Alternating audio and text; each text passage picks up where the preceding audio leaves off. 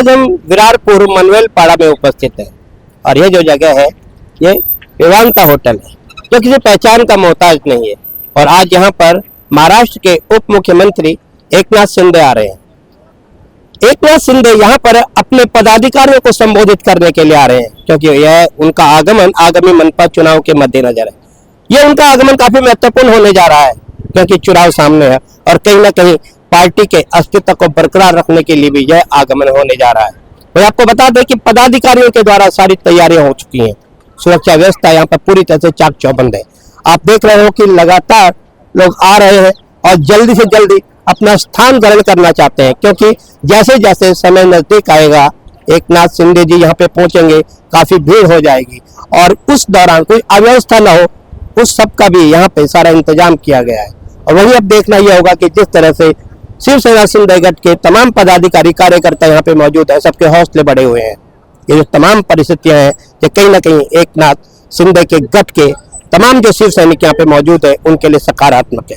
ये अब देखना यह होगा कि ये सकारात्मक परिस्थितियां शिवसेना शिंदे गठ के पदाधिकारियों के समक्ष है, इन परिस्थितियों का आगामी मनपा चुनाव पर क्या प्रभाव पड़ता है। सर क्या कहना चाहोगे, उप मुख्यमंत्री जी यहाँ पे आगमन हो रहा है उनका और बड़ी तादाद में शिवसेना शिंदे गठ के जो भी पदाधिकारी यहाँ पे मौजूद हैं उनके हौसले बढ़े हुए हैं। कहीं ना कहीं सारी परिस्थिति को आगामी मनपा चुनाव के मद्देनजर देखा जा रहा है, क्या कहना चाहोगे।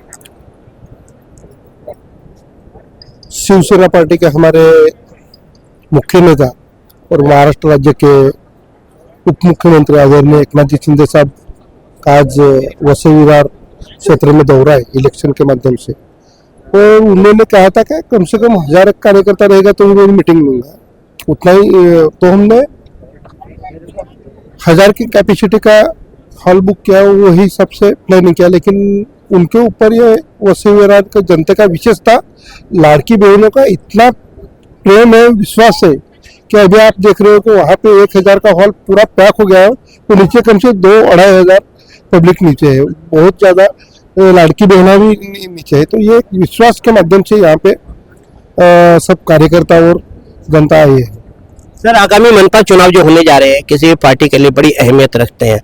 उस चुनाव के लिए अभी भारतीय जनता पार्टी और शिवसेना शिंदे गठ के बीच में सीट शेयरिंग का फार्मूला सामने नहीं आया है। ऐसी स्थिति में क्या अनुमान लगाया जा सकता है कितनी सीटों पर चुनाव लड़ा जाएगा। हमारी पहले एक बैठक होगी यूटी की और उसके लगभग 50% हमारा फाइनल हुआ है, लेकिन थोड़ा बहुत है वो 1-2 मीटिंग में हो जाएगा और जैसे भी फार्मूला जो भी हो जाएगा। लेकिन मैं दावे से कहता हूँ कि इस बार वसई विरार में कॉर्पोरेशन में महायुति का ही झंडा लहराएगा। तेंदुलकर जी क्या कहना चाहोगे, बड़ा ही महत्वपूर्ण आगमन है और खास तौर से आगमन चुनाव के मद्देनजर है, क्या कहना चाहोगे, इसका और कुछ खास उद्देश्य। नहीं, हम भाग्यशाली हमको मानते हैं कि महाराष्ट्र में 5 साल 10 साल के बाद वैसे की बात करेंगे तो 5 साल से ज्यादा हो गया, चुनाव नहीं था ना। पहले 10 साल के बाद ये चुनाव हो रहा है और पूरे महाराष्ट्र में 29 जगह हो रहा है और उसका श्री गणेशा जीवदानी माता और भवानी माता के वसई में कर रहे साहब, तो हम हमको खूब भाग्यशाली समझते हैं।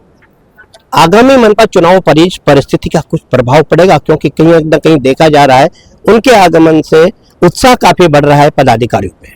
नहीं, आपको मालूम है कि वसई विरार में जो बदलाव हुआ 1 साल पहले, आप उसके साक्षीदार हो।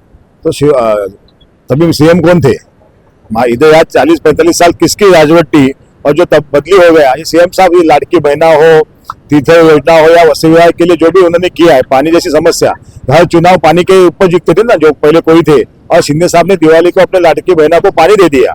और उन्होंने जो जो काम किया वसई विरार अगर उनके अंडर लिया ना, नगर विकास के वो प्रमुख है, महापालिका उनके अंडर आते हैं। लोगों को मालूम है, अगर मैं क्या बोलूं तो मैं राजनीतिक हूँ, आप पत्रकार हो, मगर आम गरीब आदमी को मालूम है कि शिंदे साहब क्या है।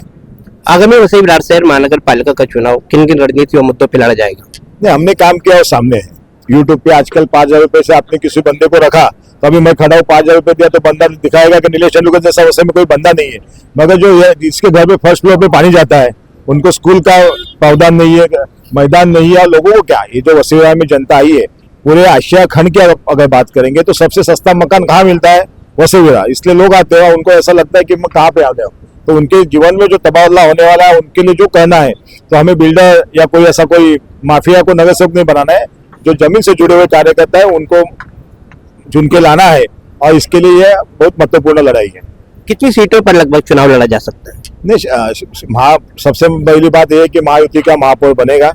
और यही बात कितनी सीटों की, तो ऐसा है ना कि बड़ा भाई छोटा भाई, तो भाई घर में भाई होता है, कभी कोई बड़ा भाई होता है, मगर सबसे छोटा भाई का चलता है।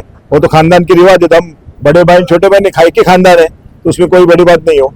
मतलब कंफर्म है कि महापौर महायुति का ही बनेगा? महापौर महायुति का बनेगा, खाली वो 100 सीट लाएगा या पूरे 115 सीट लाएगा उतनी ही बात है, बाकी महापौर लाने के लिए कोई बड़ी बात नहीं है। आप जमीन से जुड़े हो, कार्य पत्रकार हो, आपको सब मालूम है। इसलिए मैं इतना बोलता कि लोगों का जो बॉडी लैंग्वेज है, लोग जो 15 तारीख की इंतजार करें कि 15 जनवरी कब आती है और वसई विहार में 16 तारीख को एक नया परिवर्तन कब आता है।